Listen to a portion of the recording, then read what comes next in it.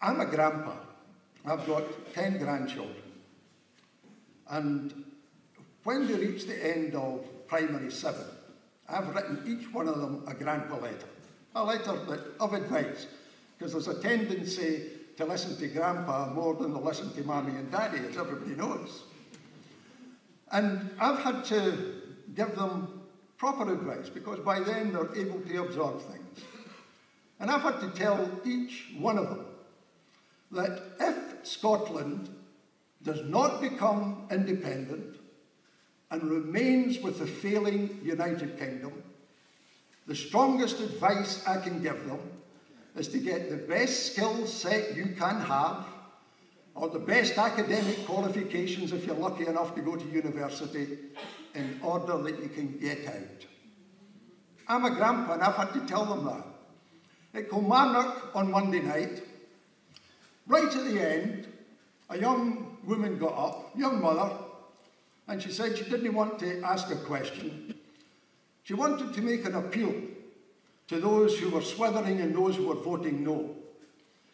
She said that her family in Kilmarnock had worked at Massey Ferguson, tractor people.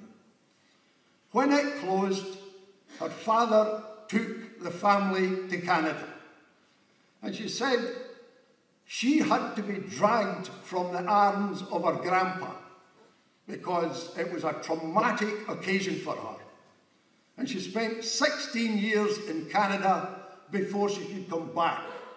And she made the plea to that audience, don't let it be that I and my husband are forced abroad again, and that our grandchildren have to be torn from the arms of their grandparents in order that we can find prosperity somewhere outside our own country.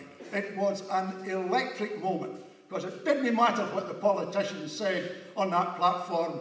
She actually summed it up and got the essence of the issue that's facing us at the present time. For me personally, I've got other reasons. You talked about earlier on people going south. Well, my son is 20, and I would like that there was actually an economy and a future for him in Scotland. I don't want him to have to go. I don't want to be the absent granny that sees her grandkids twice a year. So for me, I would like us to become that engineering marvel that we were with the telephone and the television and the Tarmacadam and everything else that we invented, that my husband says Germans invented first. Not true, not true. You know, the genes haven't died out. Scots are still inventive. In our universities, we're still inventing things. Let's be able to take them forward. And if we can generate this more lively, stronger economy, let's share it. What we have at the moment is we have this wealthier getting wealthier, getting wealthier, poorer getting poorer. That is an unhappy and an unhealthy society. So I would like to see that at some point we have, what's the difference between a minimum wage and a living wage? Why do we have two? If you can't live on it, it shouldn't be the legal minimum. That's how we would share things out. We would look at keeping and even further improving our public services, so that whatever wealth we're generating up here, whether it's from oil or whiskey or salmon or our inventiveness, we're all benefiting from, regardless of our background. And a very personal thing for me is I wouldn't be standing here as a doctor if we were paying £9,000 a year.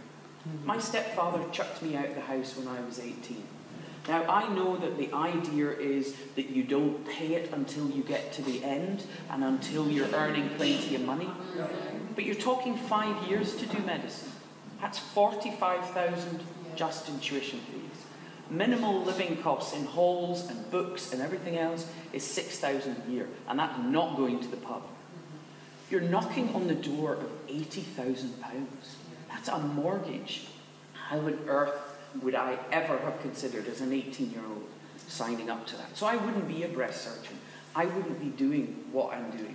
And down south, there will be lots of kids who are not doing what they should be doing. We need to make sure that we keep that here.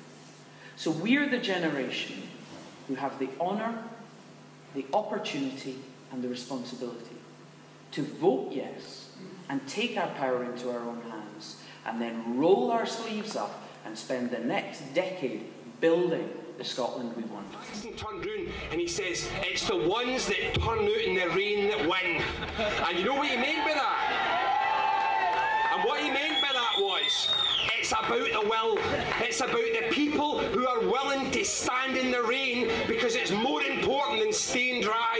It's the people that stay out at night because it's more important than going to your bed. And it's the people that say, my grass in my back garden is 3 feet long, but there's no time to cut the grass and get the lawnmower out because it's every night this week knocking doors. Now that last story was told to me by a man at Hamilton Miners Welfare the other night. He says, honestly, I don't know how I'm going to be able to cut that grass, but there's no time. And I was talking to some folk for Business for Scotland, and they said, we are no politicians, we never did this. We're just business folk, but we're out every night. He says, my company's gone down the tubes. He says, all my time is spent out there doing this, and that's how they're going to win it. And the people who are out every night and working, they stop for a second. Can you imagine Alistair Darling out in this? Alistair Darling would be looking to pay some Wayne to stand in it for him. Gordon Brown wouldn't even notice if he's raining, he's living in that weird world. He'd be standing there thinking it was the sun. In the end, this is the thing. Do you think that Barack Obama even knows what rain is anymore? That man lives in a cosseted world of the super rich, wandering around the globe making sure American corporations are safe. If he goes near a raindrop, 10 lackeys run out with an umbrella to make sure he doesn't know what the wet is. And we're here in Strathclyde Park in the mud because this matters. It matters more than Barack Obama matters. Because our country isn't rich people, and our country isn't international superstar leaders. It's people in the rain, ordinary people who'll always be in the rain. And the question is, what are we going to do? Are we going to stand here bareheaded and accept the soaking? Or are we going to take the power back into our hands and say, no, we can shelter ourselves. We can shelter ourselves if we've got the power to build ourselves a welfare state, to build ourselves housing that's worthy of people, to build ourselves infrastructure that means that we can go out in communities and live a good life without getting sodden and drenched in the relentless wetness of despair. The wet, dripping despair of Westminster that tells you stand there and get sodden because it'll never be better. And I'll tell you something, it will get better.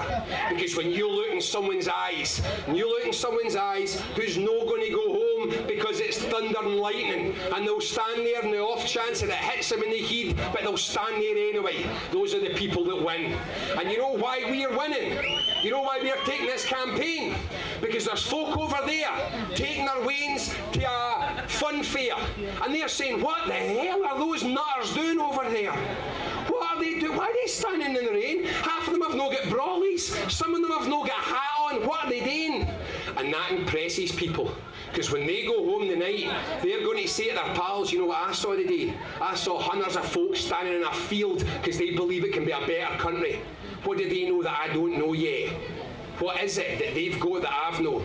Hope, faith, determination, commitment. Come and join us. Come and join all us standing in the rain, not afraid to get wet. In fact, just plain not afraid, because we are so close to this. Last weekend we published the Commonweal book, and it's supposed to be a thing which will let you know how we change it, how we turn it, and how we make things different.